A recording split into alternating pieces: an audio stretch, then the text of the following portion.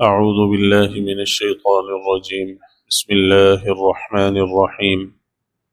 الحمد لله رب العالمين. تمام تعریفیں اللہ کے لیے ہیں جو سارے جہانوں کا پالنے والا ہے۔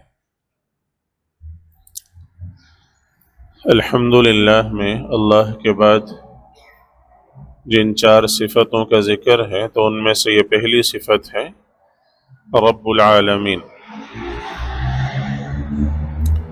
رب کا لفظ نکلا ہے رب یرب سے، جس کے معنی لغت میں ہوتے ہیں کسی چیز کو اس کی ضرورت کے مطابق، اس کی حاجت کے مطابق تدریجاً انتہا تک پہنچانا۔ کسی چیز کو اس کی حاجت اور ضرورت کے مطابق تدریجاً انتہا تک پہنچانا، اسے کہا جاتا ہے رب الشیء۔ اسی سے لفظ تربیت نکلا ہے، جس کو اردو میں بھی آپ استعمال کرتے ہیں، ربا یربی تربیتاً، تو تربیت کا لفظ اسی سے نکلا ہے، جس کے معنی یہی ہوتے ہیں کہ کسی چیز کو تدریجاً اس کی حاجت اور ضرورت کے مطابق اس کی انتہا تک پہنچانا، اس کو تربیت کہا جاتا ہے۔ لہٰذا مولانا ابوالکلام آزاد رحمہ اللہ فرماتے ہیں کہ اگر کسی کے سامنے مثال کے طور پر آپ نے کھانا لا کر رکھ دیا ہے تو یہ آپ کا کھانا کھلانا تو کہلاتا ہے، یہ تربیت نہیں کہلاتا۔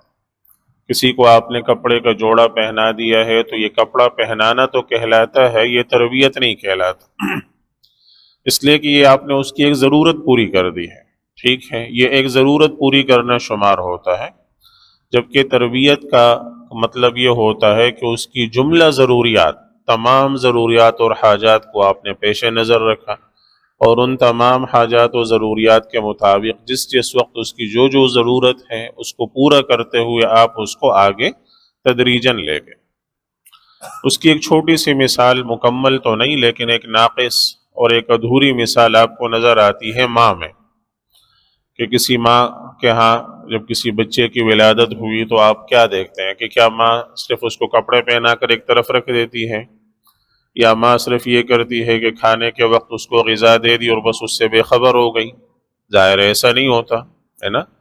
ماں اس کی جملہ ضروریات کا خیال رکھتی ہے، اس کی پیدائش کے وقت سے ہی، کہ اس کو پیدائش کے وقت سے کس چیز کی ضرورت ہے، غذا اس کو کس کس وقت چاہیے، اس کو صاف کس وقت کرنا ہے، اس کی قضاء حاجت کا وقت کون سا ہے، اس کے کپڑے کب بدلنے ہیں، اس کو سردی لگ رہی ہے، اس کو گرمی لگ رہی ہے، اس کو نیند آ رہی ہے، اس کے لیے وہ صبح کو بھی، شام کو بھی، دن کو بھی، رات کو بھی، ہے نا، ہر وقت وہ تیار ہے، اور وہ یہ ساری تکلیفیں، یہ ساری مشقتیں اپنے اوپر برداشت کر کے وہ اس چھوٹی سی معصوم سی جان کو، کہ جو خود نہ حرکت کرنے کے قابل ہے، نہ کھانے کے قابل ہے، نہ پینے کے قابل ہے، نہ پہننے کے قابل ہے، نہ اپنے آپ کو دھونے کے، صاف کرنے کے قابل ہے، وہ اسے بڑھاتے بڑھاتے بڑھاتے آہستہ آہستہ اس نہج تک پہنچا دیتی ہے کہ وہ ایک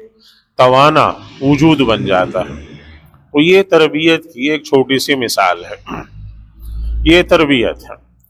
تو اللہ تعالیٰ کا رب ہونا، اس کا مخلوق کی تربیت کرنا، وہ اس سے بہت زیادہ آگے ہے۔ یہ اس کی ایک چھوٹی سی مثال ہے کہ ماں کی جو تربیت ہے وہ تو صرف ظاہری اعتبار سے ہے، جبکہ رب، اور پھر وہ چند سالوں کی ہے۔ مثال کے طور پر وہ 2 سال، 4 سال، 5 سال، جب بچہ مضبوط ہو جائے گا، وہ اپنا خیال رکھنے لگے گا، تو ماں کی توجہ بھی خود بخود کم ہو جائے گی، اس سے خود بخود کم ہو جائے گی۔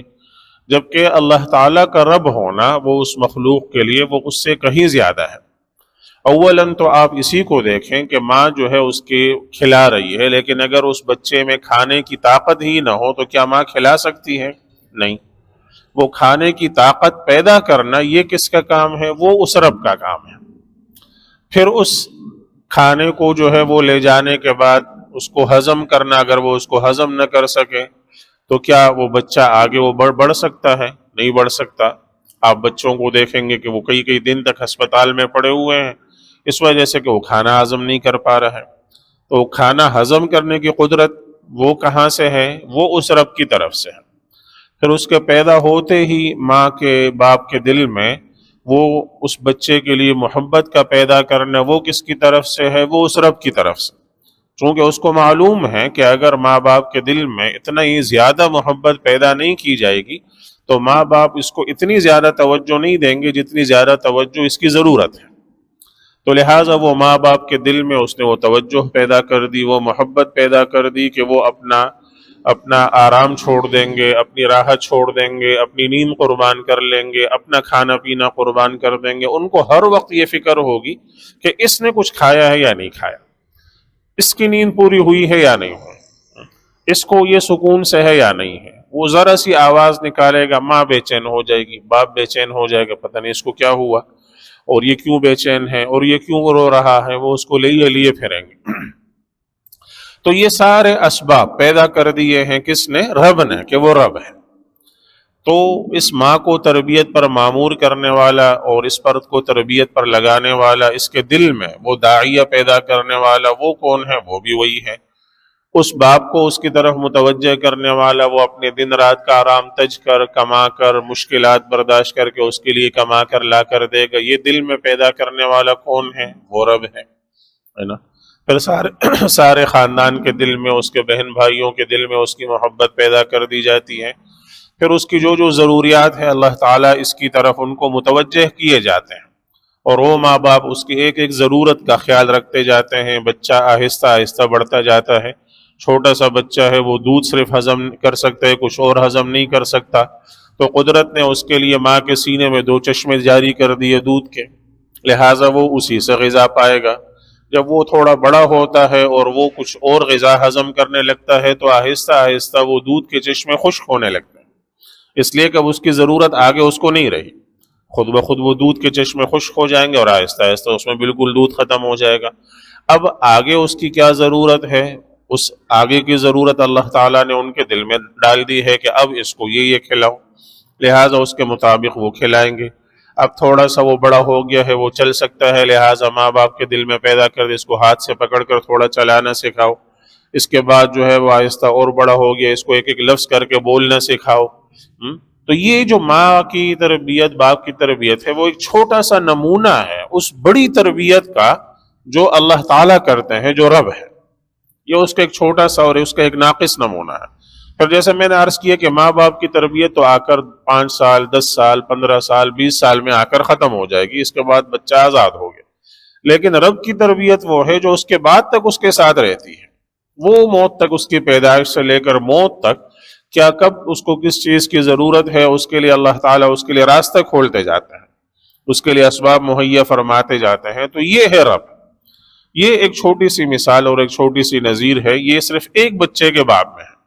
اب آپ اسی کو ذرا غور کر کے تھوڑا اور پھیلائیں، دنیا میں جتنے بچے ہیں انسانوں کے، پھر اس کو اور پھیلائیں، دنیا میں جتنے بچے جو ہے وہ حیوانوں کے پیدا ہوتے ہیں، جتنے پرندوں کے پیدا ہوتے ہیں، جتنے جو ہے وہ سمندر کی تہ میں مچھلیوں کے اور دوسری چیزوں کے، جتنے زمین کے اندر کیڑے مکوڑوں کے، ظاہر ہے وہ سب بھی تو کسی نہ کسی طرح پلتے ہیں نا۔